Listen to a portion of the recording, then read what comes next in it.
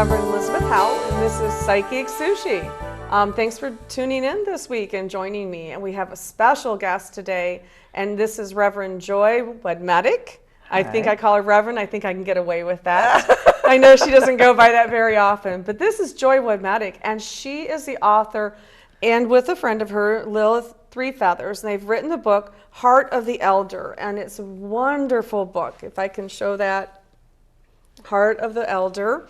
This is good elders and their influences, and this is really a book about the grandmothers, the grandfathers, being an elder, how, and what it's about, and the blessings in our lives to having elders around.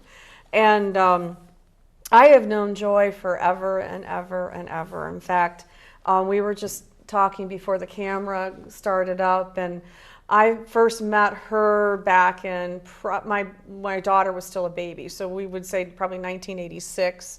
And she was very deeply involved in spirituality and crystals and healing, even back then. And we crossed paths at a psychic fair and talked and hit it off and talked her ear off, I think. But because that was a time when I realized, you know, for me, my spiritual path was opening up, and I was so tickled to find people who were of like mind and had the same interests that I did, and had knowledge about things that I wanted to learn about. So it was really wonderful to connect. And Joy has been a lifetime, resident of Brunswick for a long time. She currently now lives in Lakewood, but you were a resident of Brunswick for well over 35 years. Yeah, well, I was in Hinckley for a little bit. Oh, Hinckley, that's right. Yeah, and then I was in Brunswick for 23 years, and I was in Hinckley for 9 years. So yeah, I was forgetting because you were right on the edge of that 130th. Like, well, we went to the Brunswick, schools. Yeah, we were in Hinckley, but the Brunswick schools was where my children went to school. Yeah. And you know, and it's really amazing how far we've gone because you know, just a little story that her ex-partner, but both of them were phenomenal drum makers and drummers. Thank you. And I was there at their house when we learned how to make drums, and we were in the middle of workshops, and the idea came to them, and they decided, and I saw the first drum being made, and then, you know, 25 years later, they're still making drums, beautiful, doing drum workshops. And we'll talk a little bit, but upcoming the conference that Joy is involved with putting on, so we'll talk about that too. But Joy, you know, welcome. Thank you for coming on Psychic Sushi. I'm so excited to have you on. Thank you. I'm so excited to be here. Oh yeah, it's great. And you know, tell people a little bit, you know, what got you started on your journey. I remember the one story you told me, but you know, what got you? I'm old now. I don't know what I told you. The Serpent Mound. Oh, the Serpent Mound. You went down to the Serpent Mound, but tell people, you know, how you got started on your spiritual path and your interests and training and what you're up to. Okay. I'm not sure I'm supposed to look. You can look. That when the light is on, it's that your camera. I'm sorry. So you'll get that camera too. That's yours. Oh, all right. So I could just talk to you. You can. All right. I just wasn't sure how it worked. I'm sorry. I should have asked before. That's okay. A lot of people don't know what the hell goes on here. Right. We're just here in my living room. Right.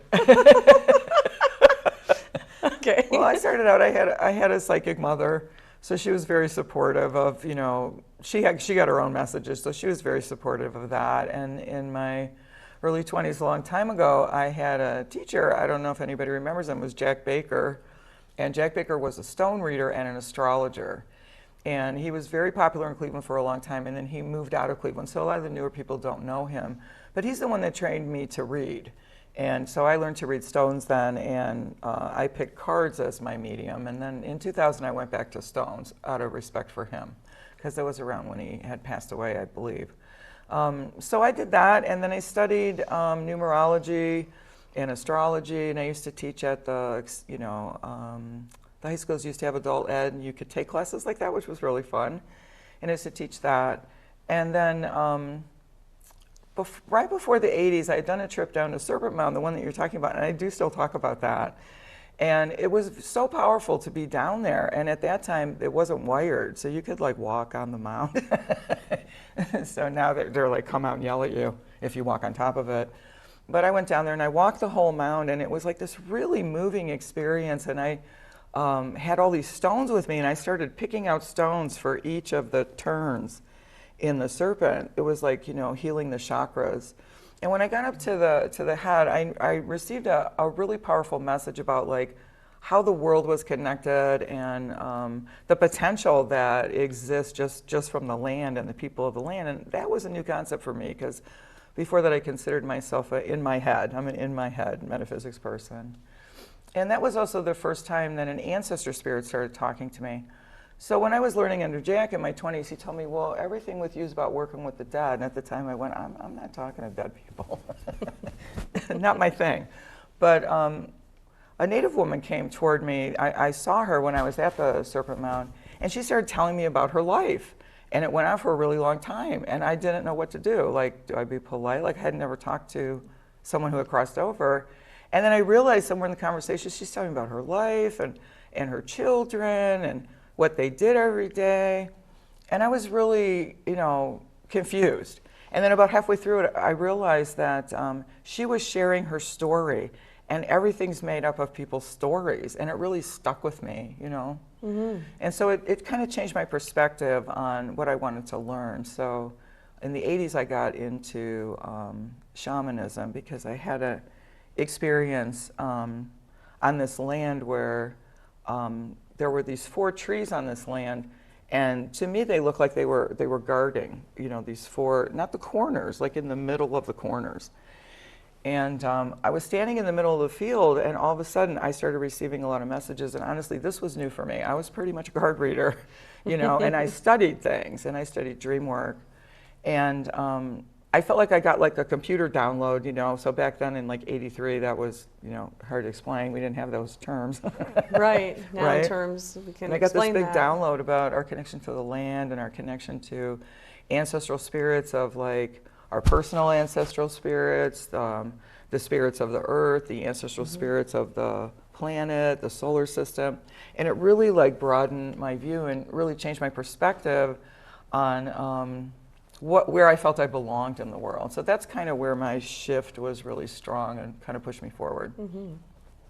Yeah, and I remember you sharing the Serpent Mountain story with me, and it was so powerful because I had also had a powerful experience at the Serpent Mound a few years later, and it was could relate greatly with you on that, having that information and having the opening take place. And it's kind of like those moments where you go, wow, is this what it's all about? Yeah. Kind of an awakening. Did you drop down into like time? That happened to me after.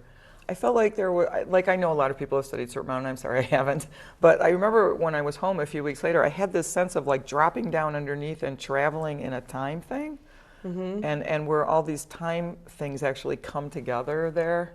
Yeah, they've actually studied that there are some vortex and gateway energies all around each part of the mound, the serpent's mm-hmm. Curve, represents a connection to the solar system, like the North Pole, East and South solstices, or East and West solstices, North and South. And so these align, and they actually have these theories that there's these vortex gateways all around the mound. Yeah, so that that's you actually really travel how it feels. through gateways. Yeah. And some people believe that there is perhaps some kind of special chamber underneath that is used as a gateway. And of course, which I had learned about 12 years ago, that there was actually a crater impact next to the Serpent Mound. And so that's an old crater impact, and there's still meteorite pieces that are still being found off the side of the Serpent Mound. And they're not sure if the mound was built before the crater or after the crater. So they still kind of are like, we don't know. So it's very interesting, a very phenomenal place to go. And I think a lot of people who are curious and into nature and spirituality and earth traditions, the Serpent Mound is probably the #1 place to go. Yes. It's just like, you gotta go there. So yeah, and really it'll wake you up, I guarantee you. It does. It changes you. Yeah, it really does. Yeah. So then you I remember coming to your house for workshops and Church of Radiant Lights meetings. which is I'm ordained in the Church of Radiant Me Lights, too. and you are too. Well, we got ordained and together. we got ordained together, and Yes. that was amazing. That was really and fun. it's hard to explain your ordination ceremony, but it's called a joining, and it's basically based in a joyful emotions. And I remember we were supposed to pick a word, and Joy looked at me and I said, "Booga booga." And that was our word for the day. Yes. And we laughed the whole day. In fact, I laughed. I never laughed so hard in my life. We just did so nothing much but fun. laugh. Yeah. It was a great whole day workshop. And a really blessing ceremony. It sounds like we're being so cavalier about it, but honestly, it was really beautiful. It was a beautiful ceremony. Yeah. And Joseph Cecil, who I'm sure he's out there somewhere. Haven't been able to find him. I know. I saw that people don't know where he is. I told somebody to contact you. Did they contact you? Yeah, they did. I'm like, I've been trying to find him, but he's obviously, I think he's retired and having a good life. But Church of Radiant Lights was a wonderful non-denominational church, a church of universal love, and an open church to help people who are healers and workers in the light to do what they want to do. You become ordained and start your own ministry. Yes. And I think that was really a plus for us. And Yeah. that was in 1991. Yeah. I still have the certificate. And Me I too. I'm like, I was always excited. Me too.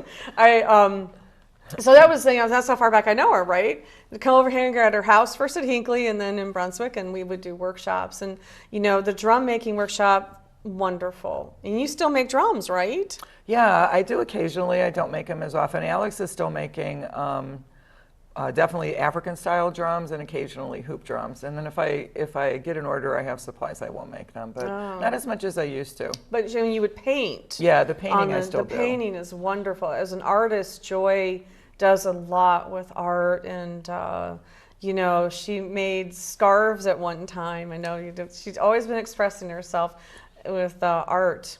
And you've got a lot of new things coming up too. We'll talk about that in a minute. Okay. But you also kind of, I know you've taken a lot of paths. You've learned and worked a lot. And I know that you and Alex used to put on a workshop. It was called it was over in Midway, or over towards the Amish country that way. Oh, we put on a couple different things. We used to do.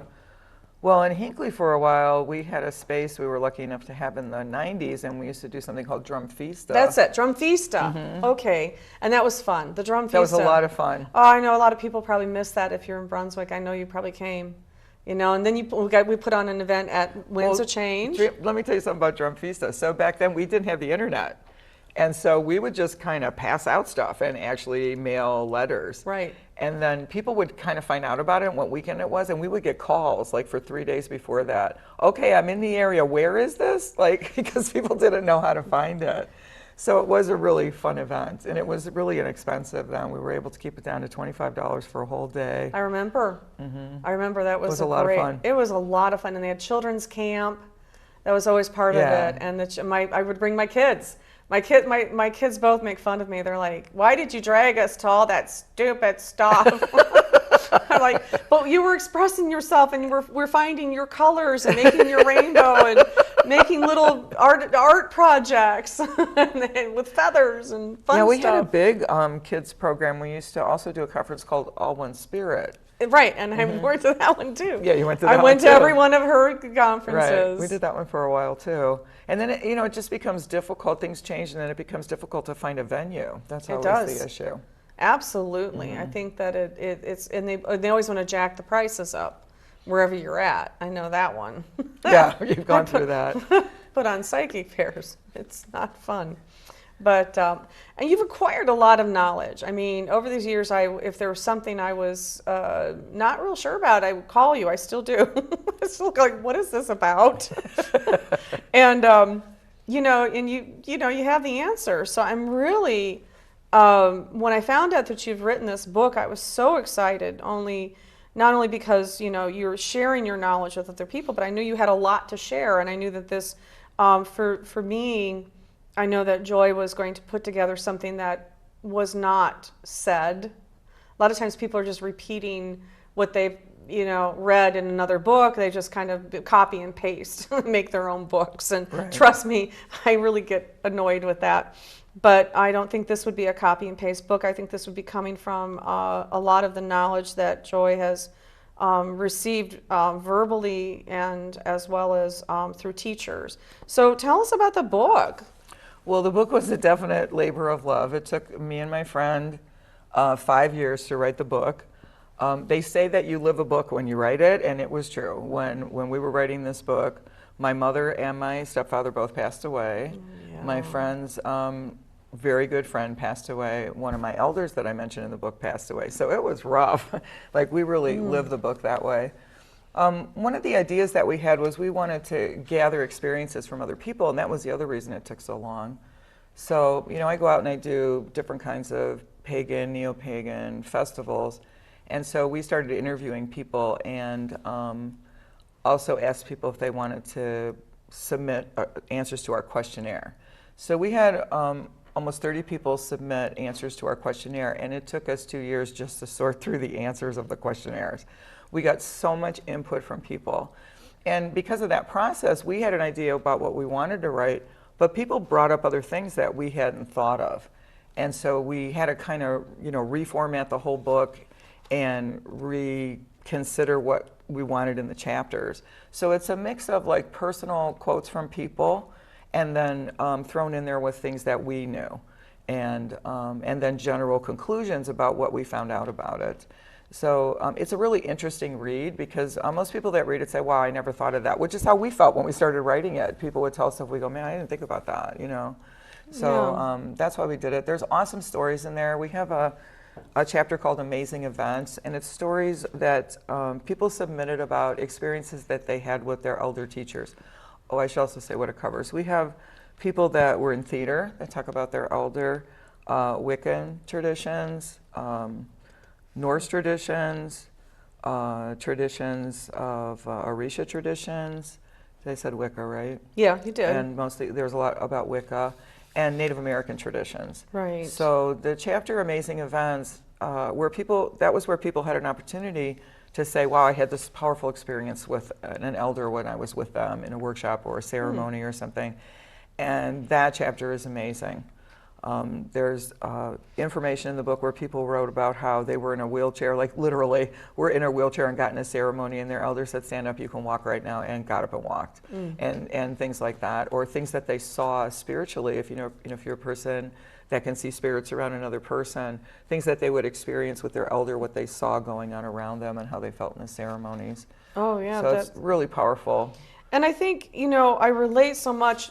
I love that. I love that concept. I know that would be about you because we, as a friend, we have traveled in many circles, gone to many events, gone to events where there are elders speaking and teaching, and I often say take everything with a grain of salt, because when I first started getting involved into my own spirituality, I met good and bad and indifferent, and it was always. And I had to learn through trial and error who was good, who was indifferent, and who was bad. And then, of course, taking those bad experiences, learning from them, and growing as well as the good. But that's interesting that there are in amazing events we've witnessed. I witnessed amazing events. Right. That is fascinating. And I know you have down here the leaving a bad elder. I like that. Leaving a bad elder, because sometimes there are people who are just so into their ego and wanting to create, Yeah, in control. that chapter we kind of state the obvious, to know that you're in a bad relationship, but it's not like a huge part of the book. It's just one chapter, little. Yeah, most of the book is the positive experiences. Absolutely. What people think an elder is. Like, we found out that everybody has a different opinion. Every tradition, especially if it's indigenous, has a different way that they mark what an elder is. So we discussed all that in the beginning. We also found out when we did out the questionnaire, because we sent it out generally as a questionnaire for the pagan community, and we had a lot of people say there is no pagan community, so we ended up writing a whole chapter on, yes, we have a culture. This is a community of people, and we're all very diverse, and some identify with the word pagan and some don't, but we all identify each other. We're all wearing crystals, we're all going to the same shows, we're all trying to understand the same forms of spirituality. So we had to add that to the book because people were like, I don't know what you're talking about. So Well- it ended up being that way. We also have, back to what you were saying, we have advice for students on how to deal with, not deal with, but like enjoy your time with people that are from other cultures or other traditions. So we talk about traditional greetings, like you would greet a person that was Hindu differently than you would greet a Native American. Matter of fact, Native American elders, sometimes you talk to someone that's with them. You know, there's ways Right. to like approach people and learn about that. We also have advice for students on being willing to hear information. A lot of the things that a lot of times being older, I experience a lot of people are really excited about what they do, and so they come and tell me everything that they know, and that's fun. Like I like that, but it's like it's hard too because I always have something to say. You know me. I always got something to say about it, and sometimes people aren't open to hearing it. They want to come and say, well, I know what you know. Well, yeah, you do. You know this and I know that. And so, make some space. And we talk a lot about making space and allowing the teachings to like integrate into your life and how to be respectful to your elder. And then of course we go right back at it with the elders about how to be respectful to your students, how to treat them, things like that. The other main part of the book is there's 3 ceremonies in there for designating an elder, doing either a rite of passage or an initiation. We have a whole chapter on initiation. And we have one that's a croning one, a saging one for a man, an elder man, and then a general one that can be used for any tradition and gives examples of how to modify it. And then we also have a chapter called Parting Ways, Saying Goodbye. And we have a ceremony written for that as well if people want to get together in their community and say goodbye to one of their elders. They have a little ceremony that they can do as well. Okay, wow. So it has some nice little, as a minister, those nice little maybe things, ceremonies to do, to add to your minister's list of things to do that are open. Right. And, and the thing is, you have had such a tremendous, you go all over. You go to different states and you go to these big events. And a lot of the public out here are not aware, I think, of some of these big gatherings that take place. The Cirrus Rising, was it Stone? What is the Stone? Starwood. Starwood. Yeah, Stone's Rising. I don't do. Alex has done that one. Stone's right, and that's then, a big one. But you also do one in Michigan. Yeah, I've done Convocation, which is an indoor show. So like the ones that she's naming Are outdoor shows. You got to camp. And I know a lot of people are like, I'm not going, I'm not camping, and I totally get it. But Convocation is a show that's in February in a hotel, which is a really, really a lot of people go there. It's a great show. Okay. I've also been out, where was I? You're in Wisconsin. I know, I'm trying to think of the name of where I was at. Sacred Harvest Festival. Okay. That used to be a big festival. It's a little smaller now. A lot of the festivals are a little bit smaller. People started to want to do things closer to home, and so people have broke off and do smaller events. Right. But I was out there a few times. The Starwood is down in Wisteria. Mm-hmm. They're still going. And Wisteria is basically a city, or I'm going to call it not necessarily a commune, but a living. Like kind of like an intentional land purchase, like right. for people that were going to do things with the land. And there's been a lot of shifting and moving around of people that originally supported that process and went in to buy the land. There's been some movement around that, but the land is still there. They've done a lot of improvements. Pagan Spirit Gathering, actually were there for about 10 years. And then they moved back out closer to where Selena Fox is from. But they were part of... Selena Fox, right. Yeah, right. But they were part of the whole Wisteria when they were building things up. So it's a nice camping area because they have a nice kitchen. Starwood has food that's brought in. They also do other events there, so you could go on Facebook and look up Wisteria. Yeah. I think it's called Wisteria Events Site or something. They do events like a lot. They do a lot. They do a really nice fall one called Autumn Harvest. Right. Mm-hmm. Right, and these are, and the thing is that as a public, maybe a lot of you don't know about that, and they're, think, oh, there's just, but these people are loving, and they teach healing. You can take workshops on educating yourself. It's camping, being out in the woods. A lot of people just have a good time. And I know that you used to vend and teach. You still teach. You still Right. teach at this. So you still do all that. Right. And so, it's, I can imagine with all the people you encountered and all the hundreds and hundreds, thousands and thousands of people you encountered, that you would have obtained a lot of great information. So for anyone who's interested, learning, when we say working with elders, I think maybe to even establish the fact that older people have information, older people have wisdom. We need to listen to our elders. We need to listen, even if it's your grandparents. We need to listen. They have a lifetime of experience. And I got it when I was younger. I understood that, but my patience and Right. and everything else wasn't always there. Right. But now that I am an elder, Right. now that I'm an elder, I get the concept even more. I'm glad you wrote this book, because we gained so much knowledge in our lives, and we want to impart it. We want to share it, and we want to share it to the young people so that they do better in their lives. This isn't about reprimanding or I know everything, you know nothing, but it's a sharing process. So I'm glad you wrote this book to talk about how we can talk to our elders and create the space and better understand sometimes that process.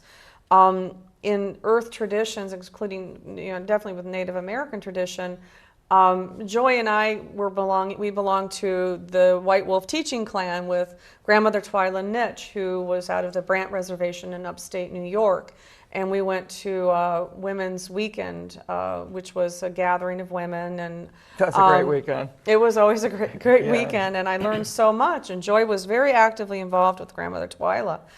And that was where I first learned, Joy told me, you have to bring tobacco, you have to bring a blanket, you have to ask. You can't just walk up to her and start talking to her. You're going to have to ask. You're going to insult her. She's a grandmother. And I was like, oh, Right. but I did that because I wanted knowledge. And there's an equivalent exchange that takes place. To get knowledge, you must show respect. That's first. basically it. I think people just, especially in indigenous traditions, they just want to know that you are not going to like this. Right. Have a little respect for them and essentially for their spirituality and their culture. Because those kind of situations, they live their tradition. Yes. They don't do it on the weekend. This is what they do every day, and so it's like 24 hours a day, Right. 7 days a week. Right. So you don't walk into, if you're Christian, you don't walk into a church and start like going like this to the minister or asking questions, and it's kind of the same for them. Yeah, absolutely. And I learned a lot with that. And so, if you go to a powwow and you decide you want to learn something from that old man who looks really cool, don't just run up to him and start gabbling yourself and whatever. Show respect and, offer it, and I also learned with Native American people, they don't like loud. And they don't like shaking hands. I mean, Right. When I first shook a hand of a Native American elder, I went like an American, right? And he was like, like, Darn, I forgot to put that in the book. they just kind of do this. They just touch you and kind of like, because that's Right. not their tradition. It's not their tradition. So it's amazing. And you went on to study. You've been to Africa. Yes, I went to Africa. Because we had that experience when you were at the house. We made our first drum, and then an elder, actually, which I had no awareness this man was an elder. I wish I would have been a little more respectful. It was just kind of normal. But he came to our house at one time to buy hides, because he made African-style drums, and he says, if you want to know about drumming, you should go to Baldwin Wallace. At the time, they had, I'm sorry, I forgot the man's name, but he was really big into world music and things like that. And he's been replaced by another man who's also into world music, but I just can't remember the first man's name. So we went there because they brought in a drumming troupe from Chicago. And I remember, like, I think it was 7 women came out on stage, and they had these little tiny, they look like an ashiko drum, if you've ever seen when they're kind of like this shape with the round top. Usually they're big and you play them here, but they had small ones up on stands. And so we were pretty enthralled. We had never really seen that. And when the women, so these women came out and they stand in front of the drums, and all the drums were tuned to a different tone. And they started playing, and it was music. I thought I was going to go nuts. I remember I jumped out of my chair in the middle of BW. Jumped out of my chair going, oh my God.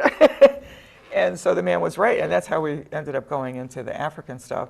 So I was always very interested in going to Africa. I loved African dance. I took African dance from teachers from Africa in Cleveland for about 2 or 3 years. Karamu House. Yeah, a Karamu House, and also private. They did private things through the churches and things like that. And I wish all those guys a lot of blessing. And then I had the opportunity to go to Africa. I went to a workshop with Malidoma Somé. Malidoma Somé wrote a book called Of Water in the Spirit. And if you have not read that book, I recommend that you read that book. You can read it as a novel about his experience of becoming a shaman and elder in his tradition. You can read it as a cultural anthropology study, and you can read it shamanically about what was happening in the culture. And I went to a workshop with him, and I actually got profoundly upset at this workshop because I could feel this like big change coming in my life.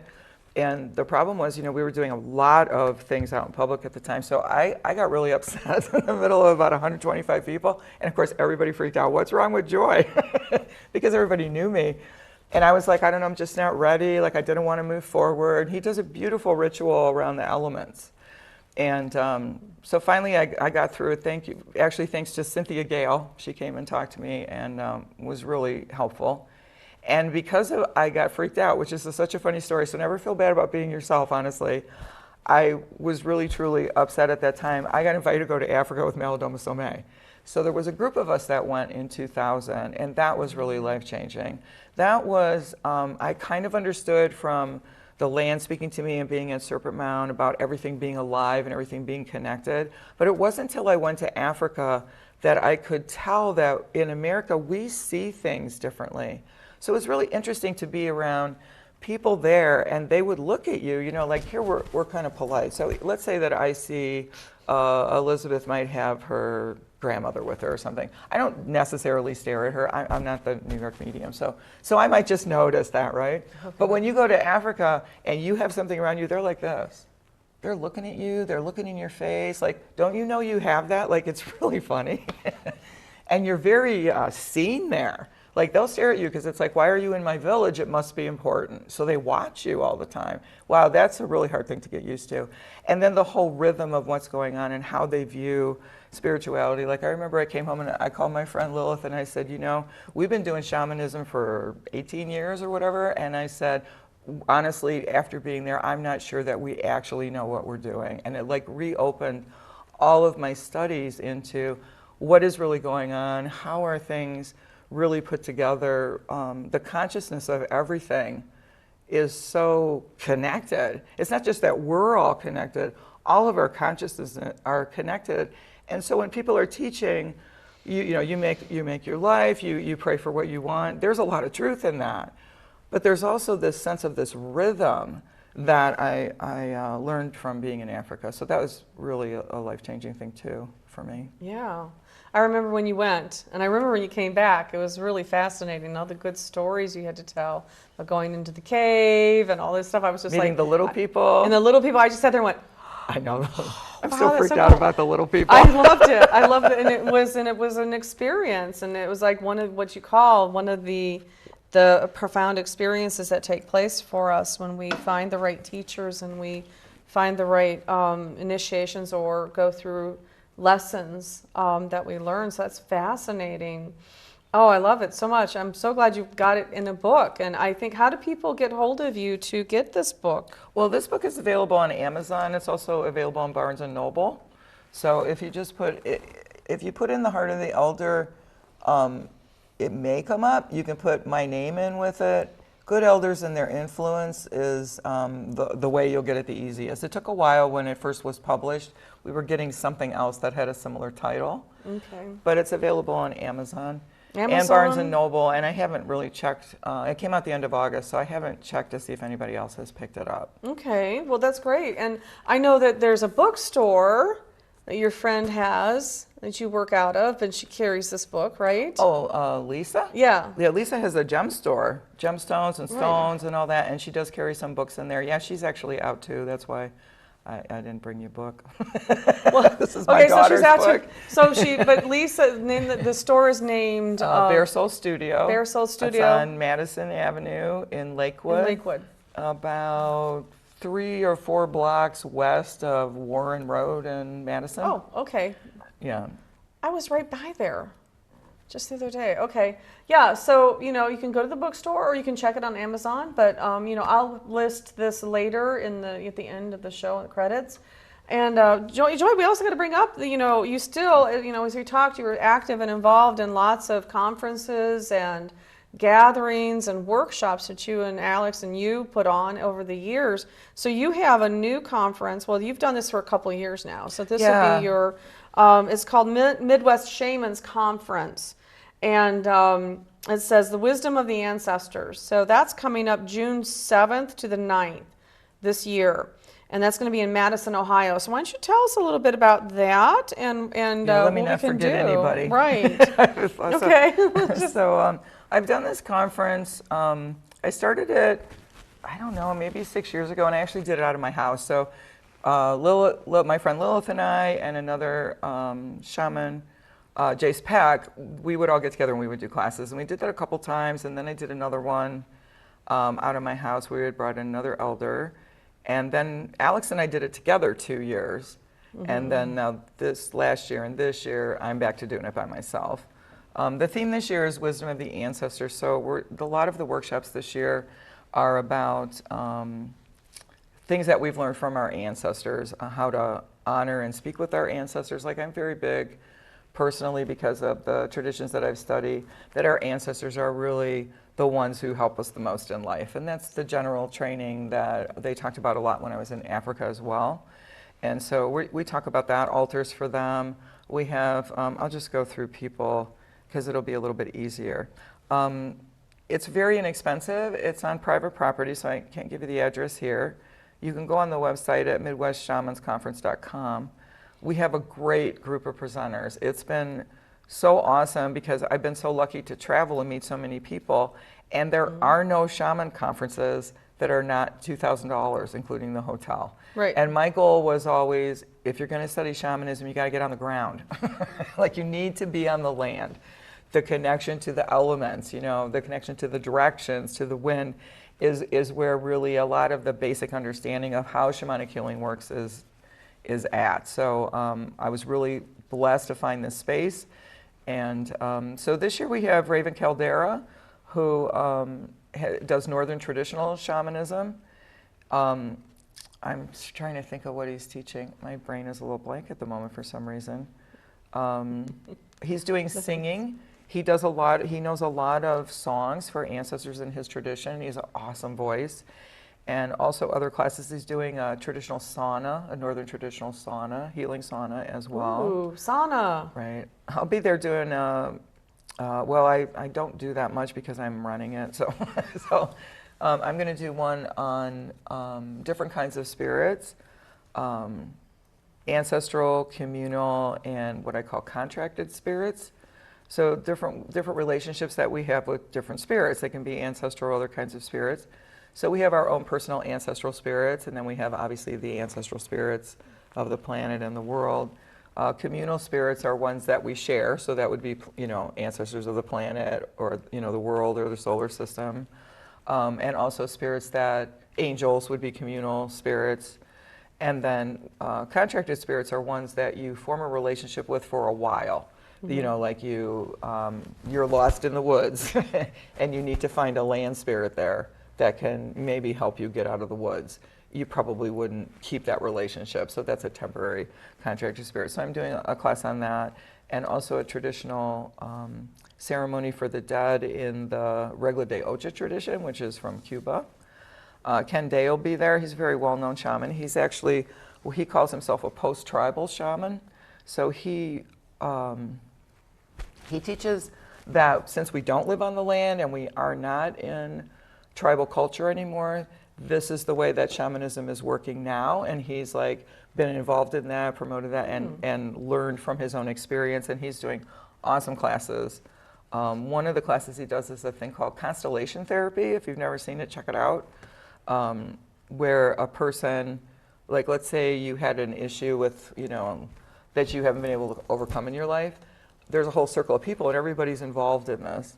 And he'll have you pick out your mother, somebody to play your mother, your father, your grandmother, your cousin, your whatever. And then you can talk to all these people. And it's such an interesting experience because you do end up saying things that I would not say, to you. And it helps people with healing. Jackie Smith is also a very good author. She's written a book on candle magic and on the Akashic Records, and she's doing one on healing the family tree.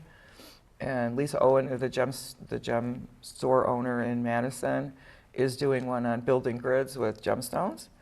Adam Davis, I have a lot of people. Adam Davis is an awesome ecological shaman. He does a lot of things about walking on the land, getting to know the plants. My friend Lilith is doing a class on spirits that are unsettled, spirits from war.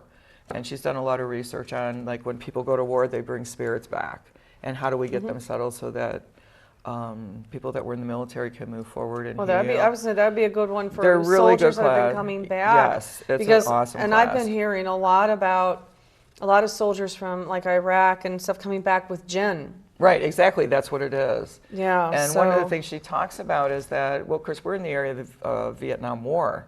And in that country, if you kill someone, you're responsible for that dead person. You're responsible for that ancestor, and you're supposed to be praying for them. So these ancestors are following them back, and they're not being prayed for and settled back into their own family. Oh, interesting. Well, that sounds good. And then my elder Carlo Hawkwalker will be there.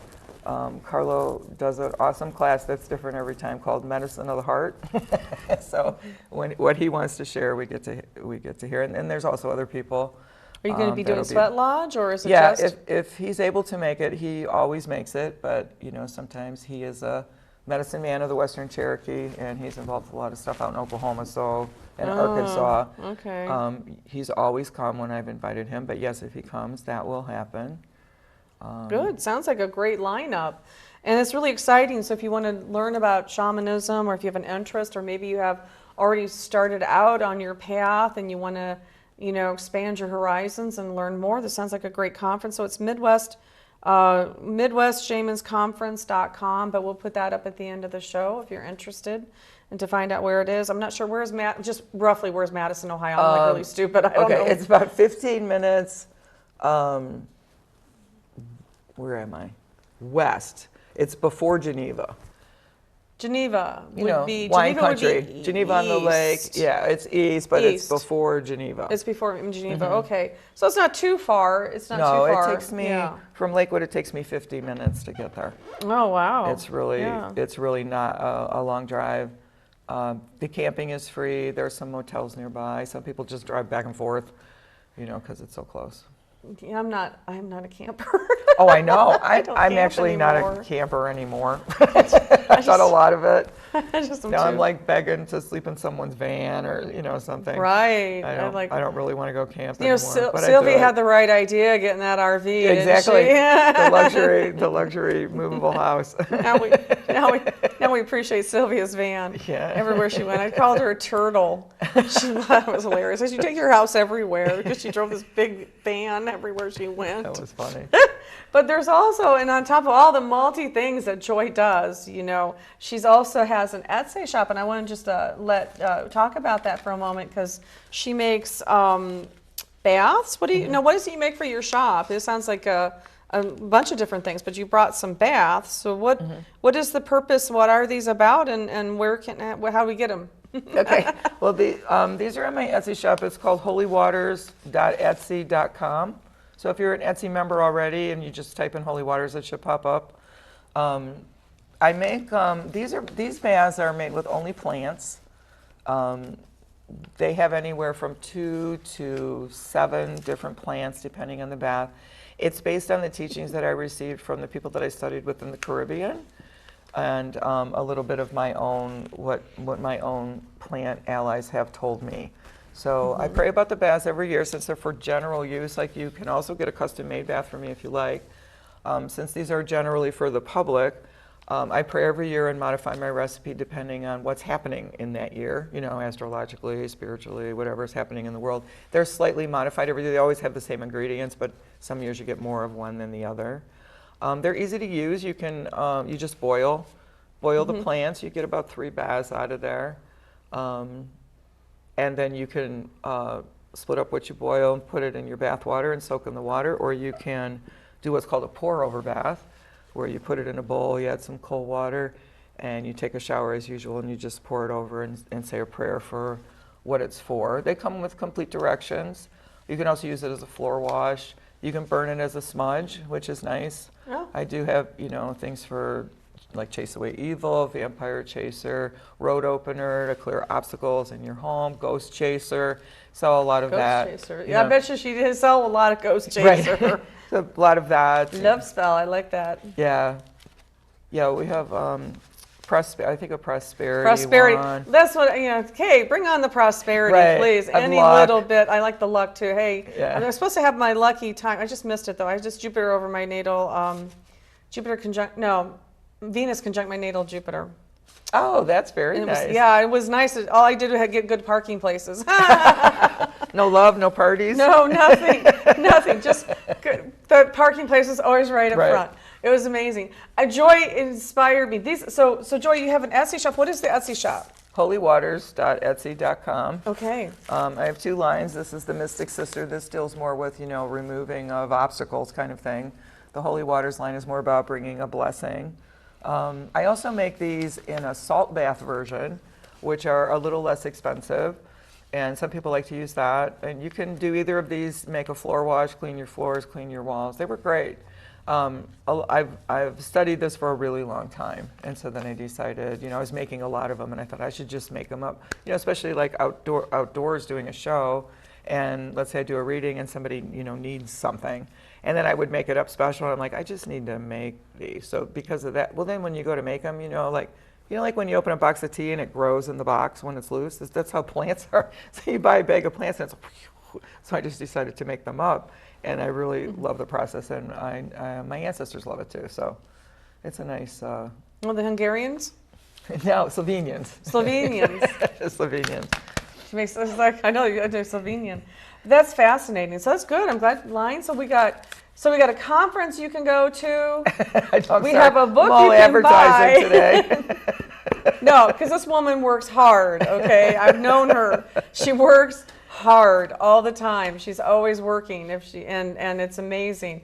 And you got me started on astrology because you got my interest sparked with astrology. But I took a few classes and I couldn't do the math because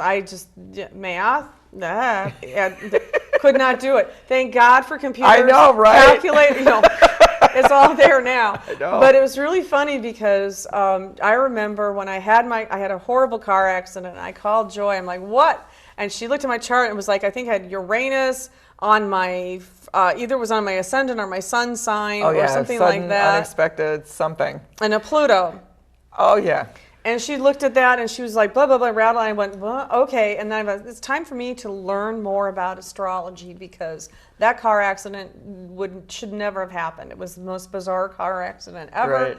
And I was like, oh my God, I'm going to have to figure this astrology stuff out. So how are you handling Jupiter opposing your sun sign?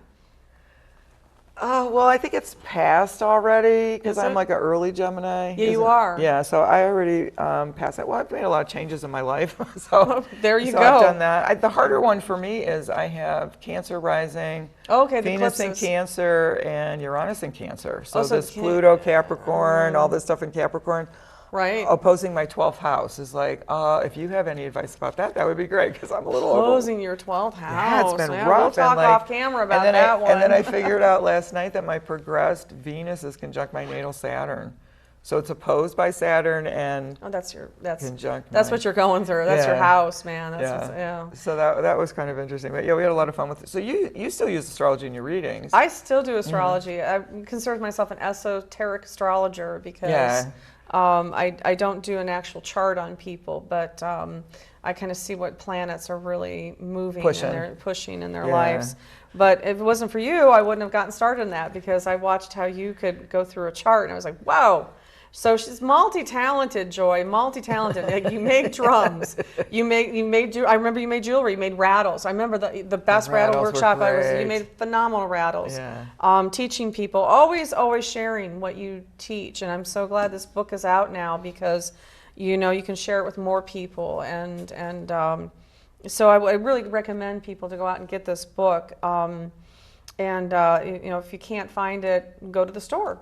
Because Joy also works up at this store. I know she's up there quite a bit. Sometimes I'm up there. Sometimes. I'm there sometimes.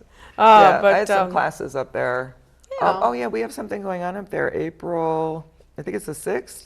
It's a Saturday. We have a little psychic fair up there. I'll be reading at that fair. Yeah, and then you used to read at my psychic fairs and you stopped. I know, I didn't do any fairs for a while. Well, you told me it was too much. Too many people coming at you at one time. My psychic fairs are kind of busy, so they get a bit overwhelming. Yeah, it was a lot at that phase of my life. It was just a little bit too much, and I have my own clientele too. So, I work a little more slower paced most of the time. Yeah. When I work, I can do a psychic fair, but I just don't do them that much. Well, you used to work psychic fairs for Carol all over. You used to do psychic fairs all over, and that was so fun. We used to read together. That's awesome. We would meet up at the fair. It was really fun. So I just don't do them much anymore. Yeah, well, I hear you. I tend to get overwhelmed myself. I just scatter into the four corners of the earth. Well, you're busy too, because you read out of somewhere, right? I read out of like like a lot of places. I'm constantly reading. So I'm like a one shot at that. Yeah, I'll come once. That's fun. But it sounds like lots of good stuff going on here, Joy. So local hometown girl, right? That's awesome. And I've been wanting to have you on for 6 years. Right, exactly. No, she's not kidding. And I'm not kidding. I've been calling her. She's like, I'm busy. I'm out of town. I'm busy. Oh my gosh, I had to get you on because. If it hadn't been for you and Alex, really helping me develop my path and learn, and met so many wonderful people through you. I mean, I can imagine this book is going to have some great stories in it. Yeah, that's what I was saying. We were real lucky. Like the same with the book. So many people were like, "Oh, you're writing a book? Sure, I'll fill out a questionnaire." Because I just met so many, and then this too. Like that was the real fun part, especially back then. People talked to each other more. And it was really nice to make a lot of good contacts. Yeah. Yeah, absolutely. I mean, and I remember, just in the beginning, we met so many, Rainbow Weaver and I'm trying to remember the names because we met some the band who we did Sweat Lodge, and I remember the one Sweat Lodge we did, Raphael, and the Sweat Lodge we did is she put up a Sweat Lodge on right here in Brunswick. And I won't tell the location, but it was we did 2 years in a row. It was most profound. We were really blessed. And it was very blessed because it was right before I was diagnosed with cancer and then right after cancer.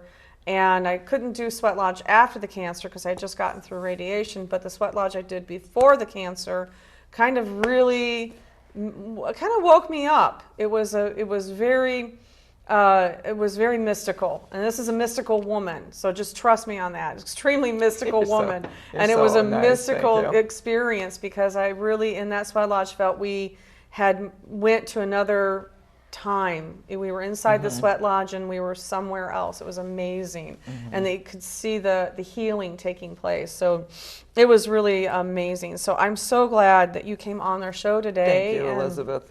It's so fun to be with you again. And she's like talking about all the things I taught her. This woman is a natural.